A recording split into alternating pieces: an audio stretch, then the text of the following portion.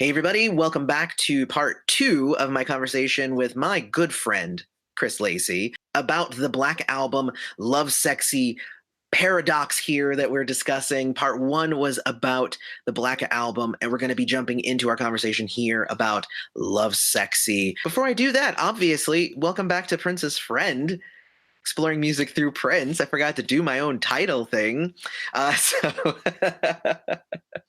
But welcome back to the show too, Chris. I appreciate you coming back. Yeah, thank you. Thank you so much for having me again. I appreciate it. Definitely. All right. So we're going to be talking about the Lovesexy album this year. Lovesexy, of course, was released in 1988. And sports Prince buck-ass naked on the cover. If everybody knows your botany, then you know what a stymon is. But you know what? I think what we want to start off with is like the history of this album. Like, how did Prince come to make Lovesexy in the form that we finally saw it? Yeah, so as we mentioned in part one, he had this epiphany of sorts, saying like, hey, if I were to take my final breath, do I want my last album to be the last thing that people remember? And just given the motivations and the feelings that he was having about the Black Album, he had a change of heart, and he wanted to inject more positivity, pun intended when I say that, into his discography. So for the next few months, he was working with now the Counter Revolution or Lovesexy band. When they were recording, the Lovesexy concept was still a mystery to even the band members. Like I remember reading a quote from Eric Leeds. He's sitting there playing horns. He's like, what the heck is Lovesexy? Like nobody knew what that meant. Yeah. So it's cool that even to Prince's band members who spent the most time with him, still couldn't quite put their finger on what Prince was doing. Yeah, and from what I've been able to gather from the various interviews and articles that I've read, a lot of it had to do with the involvement of Ingrid Chavez. Yeah. And she didn't necessarily, write the album or whatever, but she basically became Prince's muse. I believe that she was part of that psychedelic trip conspiracy. They dropped acid together. But honestly, just seeing Ingrid Chavez, who I recently did a review for her newest album, which is really, really good. But just seeing her and like the way she speaks so eloquently and with such depth, and with such depth, I could see not taking drugs and probably having the deepest conversation that you could ever have with that woman. So there's that. And I think it was the Lovesexy Symposium, which was where Kat was saying, because Kat Glover was part of that, and she was just like, look, the whole Lovesexy album is because of Ingrid, just so you know. It's just like, I liked how she just like broke it down, like just flat out, look, y'all, let me tell you this. That's why I like Kat. So I think he was in just like a super spiritual place. And Lovesexy itself, like, his entire career has been about kind of mixing the idea of, love and sex are not mutually exclusive. You can be spiritual and religious, and sex can be a part of that, and all of that. It's so weird because whenever I refer to, say, the Rainbow Children, I always call it his most religious album. And I think if you're talking organized religion, it is definitely the most religious album. But Lovesexy would definitely be the most spiritual of the albums I think that he ever released. And there were a few really big things that came off of this album.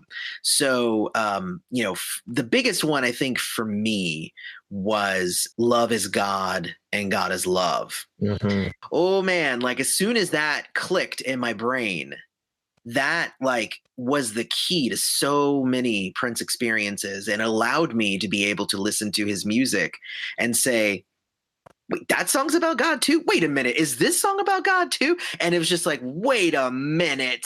Like it just became like a whole thing. And then like for the whole rest of his career, if he said love, he was meaning God. Like, and that's the thing, right? It's like if you hear a song where, you're repeating love is God, God is love, you're like, oh, that's a nice sentiment. He's like, no, guys, I'm saying literally. Literally, when I use the word love, I mean God. It's like, yeah, like you said, like I remember the first time listening to Lovesexy, I'm like, I don't know what I'm listening to, but it sounds awesome. Yeah. You know? And when it got to, to track 4, Anesthesia, and he has that, love is God, God is love, girls and boys love God above. I was like, there it is right there. That's the heart and soul of this album. Everyone remembers Purple Rain, Sign of the Times, Parade, like everyone has their favorite album. But to me, and I know Emancipation had this tag, but Lovesexy to me was the album that Prince was born to make. Yeah. I firmly believe that. And like you said, like when you hear him say the word love, you know that he's talking about God. And I'm trying to remember the lyrics of Mountains in my head of love will conquer if you just believe. Mm-hmm. It's only mountains. So if you take the word love out and put God in there, means the same exact thing. And it has a much deeper meaning to it, if anything. Yeah. When I went through and I was doing my album reviews, I already knew this information, obviously, from listening to it for years. So I'm like, when I'm doing my reviews, and everybody, you should definitely go back and watch my old reviews. They don't look as good as they do now. And sometimes they don't sound as good because it took me a few videos before I had a good mic. But literally, like when I said in my review that Forever in My Life was actually a song that Prince was singing to God and not to a woman that he wanted to marry or whatever, like that blew some people's minds. And I'm like, but it's all there, guys. Like it is. It's spelled out for you, literally. And you can take it both ways. That's also part of the beauty, is that you are supposed to take it in multiple ways. Yeah. Because even the songs that are about God, Prince wrote them in a way that they can be enjoyed in a separate connotation. So he's not even saying that it has to be one way or the other, because again, God can be a part of any experience and he can only make it better in Prince's mind. Absolutely. So, yeah, I'm glad you mentioned that, because I had a recent conversation with somebody. It was on Twitter. Someone posted a question saying, what name a top 10 hit that no matter how many times you hear it, you never get tired of it. And the song that I picked was I Would Die For You by Prince. And people were like, why? I mean, yeah, we like that song, but why that song for you? On the surface level, people can enjoy it for what it is. Like, it's a great up-tempo song. It makes you feel good. But if you peel the layers back on the lyrics, verse 1's talking about God. Verse 2 is talking about Jesus, and then verse 3 is talking about the Holy Spirit. Mm-hmm. So to the point that you made earlier is that he didn't make it so in your face. And same goes with Let's Go Crazy. Are we going to let the elevator bring us down? Like, he's talking about God and the devil in that way. So his songwriting, to me, doesn't get enough credit. And I'm sure you've had same conversations where they'll be like, yeah, that song is funky, but like there's more to it than just it being funky. Like, let's peel the layers back on this thing. Well, I mean, that's the kind of music listener that I am. Mm-hmm. Not everybody is. And I've come to appreciate the differences that I have with people. When I go to even a concert, like I don't go to concerts to dance. Especially not all concerts are even built for you to dance. I go to hear the music live, to hear any changes, to hear sometimes, the performer will stop in the middle and then they'll tell a story or something. Like that's stuff you can't get anywhere else. Also, I just especially with Prince, I like the aspect that his live performances of a song aren't just the same as the recorded performance. Because I've been to concerts of some performers that's the case, where I was like, oh, I could have just listened to the CD because you didn't change anything. Oh, okay. Got it. Like, why am I here? It was definitely not that way with Prince. I'm just saying, but I've been to those concerts too. So Prince's spiritual message was huge for me. But also for me, Lovesexy became my favorite album. And it was my favorite album for the longest time. And the reason why is because I got into Prince with Graffiti Bridge.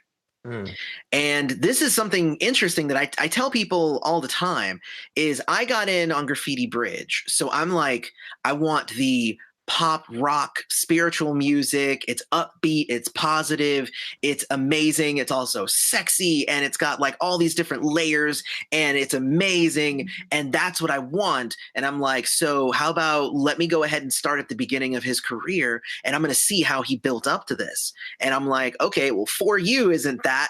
All right, well, let's try the next one. Prince isn't that. Dirty Mind ain't that. All right, so how did he get from over here to Graffiti Bridge? And I was just listening, and I'm just like, oh, it was Lovesexy. Got it. That's where it starts. That's where it is right there. And like, so Lovesexy, I was just like, it was so closely tied to Graffiti Bridge. And it was something you mentioned in the other video in part 1, was that he was working on Graffiti Bridge stuff around that time, and he was kind of contemplating that idea and the concepts and the themes and stuff. So it made sense that these two were kind of linked. Lovesexy and Graffiti Bridge are linked thematically. So when I hit Lovesexy, it's funny because Lovesexy was the place where a lot of people jumped off. They're like, this ain't for us. This is too uppity and too spiritual and, too what? And I'm just like, this is what I've been waiting for the whole time, So it's like a completely different, like, it's all about expectation. If I started with Dirty Mind, I would be like, what is this? But I started with Graffiti Bridge, so I was waiting for it to get to that. Yeah, man. And that's one thing about being a Prince fan that, like, I appreciate, but it's also a bit of a letdown, is that we were so spoiled whenever Prince was here, so, and one of my favorite parts of our whole Batman discussion was when you did like the quick summary of Prince's catalog in the 80s. Just like it was rapid fire. And but again, when you really take a step back and look at everything he was doing leading up to Lovesexy, it's like it made no sense for anyone to have that strong of a run. Like we hadn't seen that since Stevie Wonder in the 70s. Yeah. And then some people would argue, Bob Dylan and the Beatles in the 60s. It's really hard to find artists that are consistently pushing the envelope in that way. So I'm like you, like when Lovesexy, like I immediately fell in love with it from the opening notes. Like when you hear Ingrid Chavez, Rain is Wet, Sugar is Sweet. Like I'm like what's going on? And then all of a sudden, like it just jumps into I Know. It's like, okay, you got me. I'm on board for the entire ride. Let's go. I implore everybody to go watch my review that I did of Lovesexy, because that, and I'll put a link somewhere. There'll be a link there, because one of the things that I didn't even realize, because the thing about Lovesexy is that it is, like you said, it's multi-layered, right?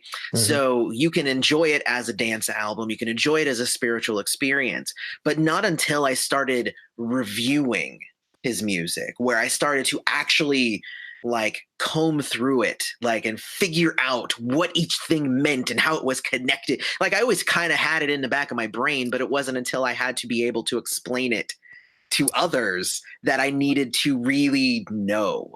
But like even just the opening notes, the opening lines, like you said, the rain is wet, sugar is sweet. And it's just like, what does that even mean? And like, you know what it means? It means these are just truths. They're truths. Rain is wet, sugar is sweet, God is great. Get over it. Like it just is, It is.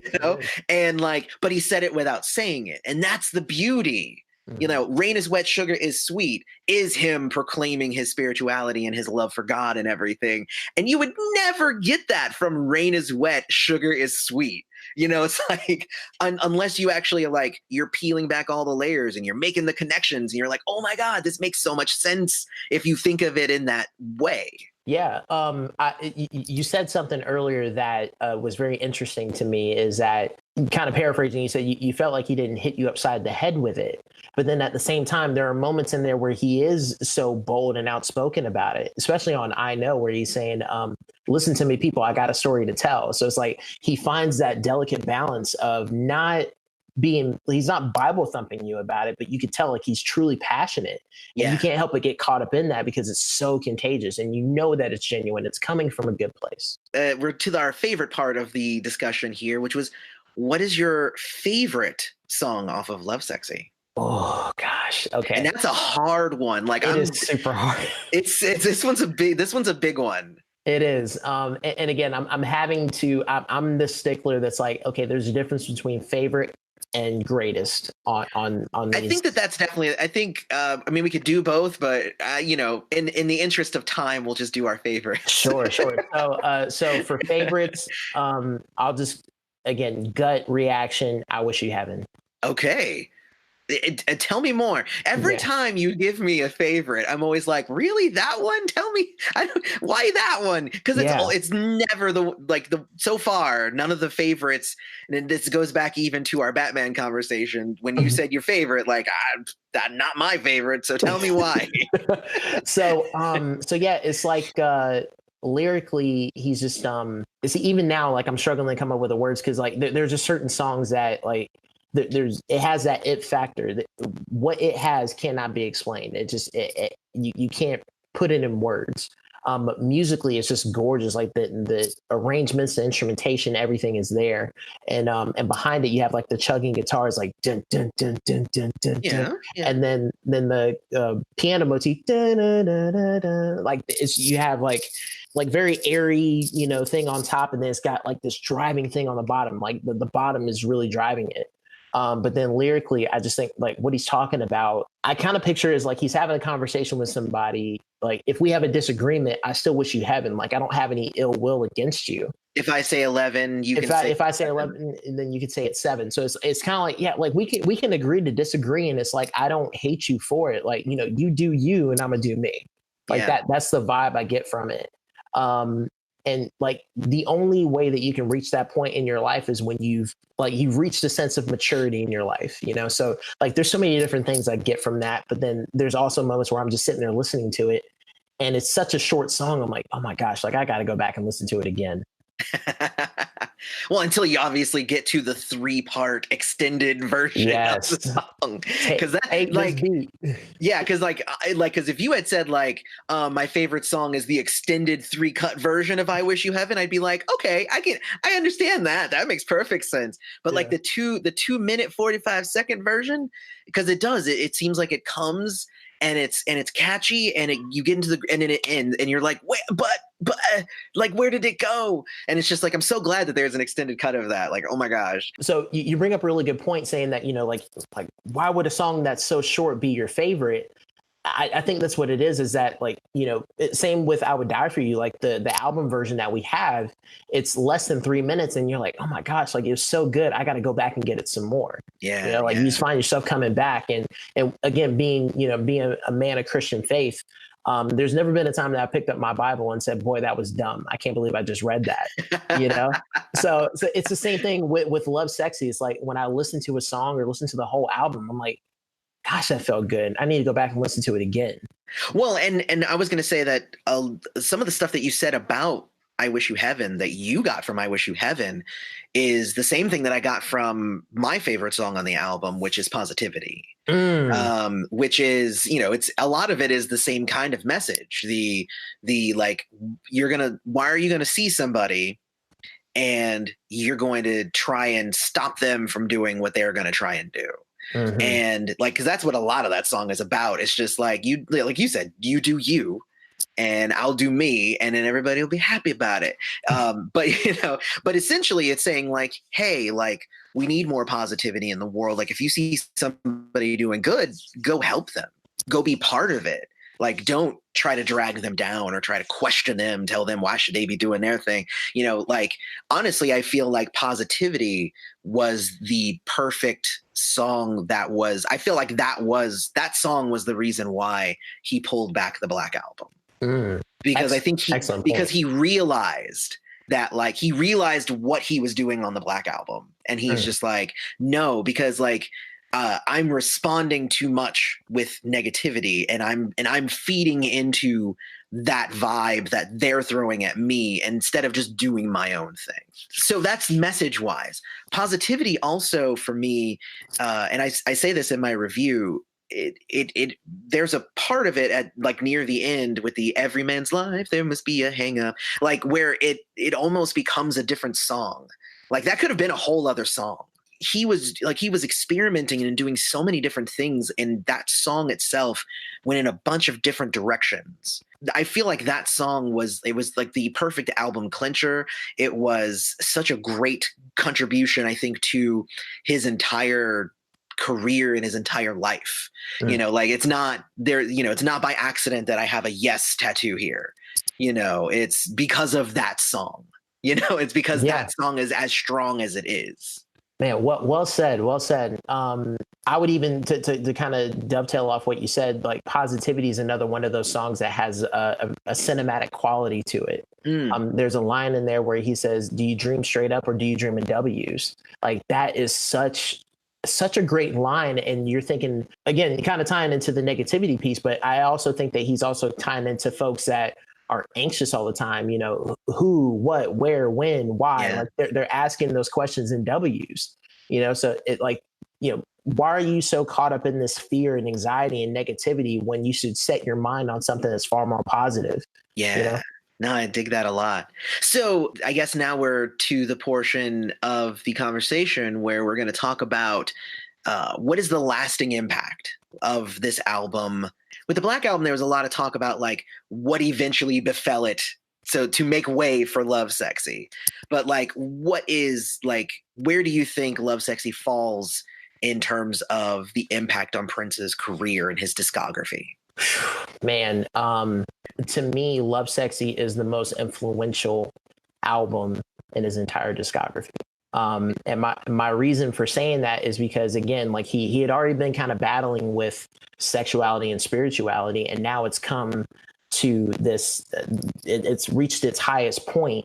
And for him to be able to say everything that he wanted to say on that record, I can see traces of Lovesexy going forward ever since 1988. Yeah. You look at, records like Emancipation, Artificial Age, 2010, like you always find those spiritual elements in there. 3121, the Rainbow Children. I mean, it like that really like set the tone for a lot of the spiritual work going forward. And another favorite song of mine from the Love Symbol album is "And God Created Woman." So to me, I think it's the most influential album in his entire discography. And you got, and I mentioned this in our Batman conversation. It's amazing to think that by 1988, there were still milestones that he hadn't reached yet.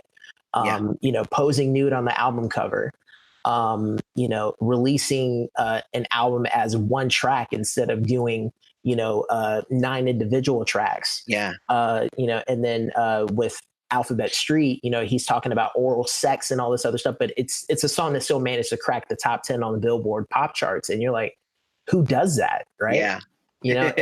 And so for me, like Lovesexy is, that's his canvas. That's his private journal. That's his testimony. Like that to me is just, it's everything that I said before is that, that is the album that he was born to make.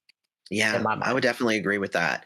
And see, here's the thing is that Lovesexy, like when you ask people like, what's your favorite Prince album or like, what's the most impactful? Nobody says Lovesexy. They say Sign of the Times. Yeah.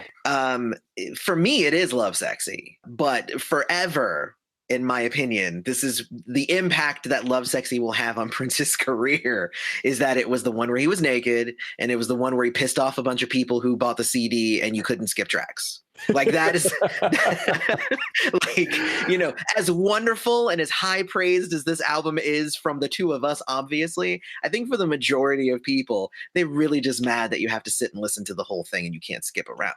But honestly, that was the point. That's honestly one of the reasons why I really love that album, because it was supposed to be absorbed as one complete thing. It wasn't supposed to be, and I talked about that in my Albums Still Matter video, because it wasn't supposed to be cool. I like Glam Slam. Let me listen to Glam Slam 20 times. It's like, no. you have to listen to Alphabet Street, and then you have to listen to Anastasia right after, because it's part of the thing. Like, there's a story being told. There's a thing here. Do the thing, people. Come on. So yeah, I feel like this album just honestly, it was a really good way to piss off a lot of people. So it pissed off the people who bought the album because they couldn't skip tracks. It pissed off record store owners because they couldn't sell it. Because it was a naked black dude on the cover. I think it pissed off all of the old school funk people because they were like, "You pulled back the Black Album for this bullshit," it's like,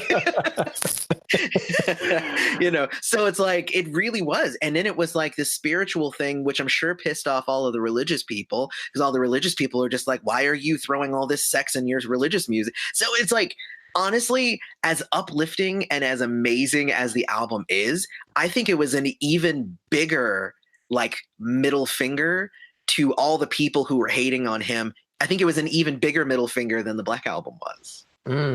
Excellent point. Excellent point. And that last bit about the religious backlash, this is something that, again, it may be a hot take for some folks, but the common, I guess, stigma with Christianity and sex is that a lot of people think that Christians are like, "Oh, no, anti-sex.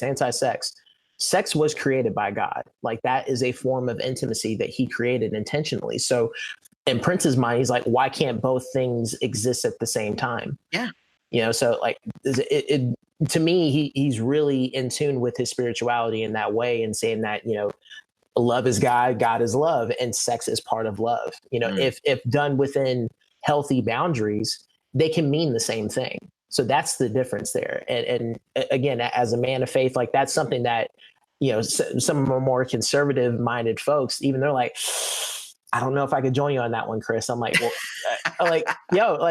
show me in the Bible where it says that, that sex is not a part of God's. I saw in the design. Bible, it said this guy beget that guy, and then this guy beget that guy. It's like, they had to do something to make the next person. That's right. It takes two to tango, but again, I do want to be careful in saying that within healthy boundaries, sex is a beautiful thing, and it is created by God. And I think that Prince did have an understanding of that. Well, I would definitely agree with that. The boundaries thing. I mean, honestly, as long as two people want to be doing the thing, they should be able to do the thing. So I'm going to go back to my earlier point. Do the thing, people. And now this has taken over a completely different context now. Do the thing. All right. Well, that's going to wrap up our discussion about Lovesexy. Do the thing. So thank you again for coming on the show, Chris.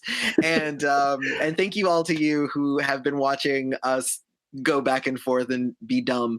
Don't forget to check us out on social media at Princess Friend YT. Check out the Patreon, patreon.com/princessfriend. And just wait for the third part, because it just gets even more fun from here. It's great. So may you live to see the dawn. We'll check you on the next one.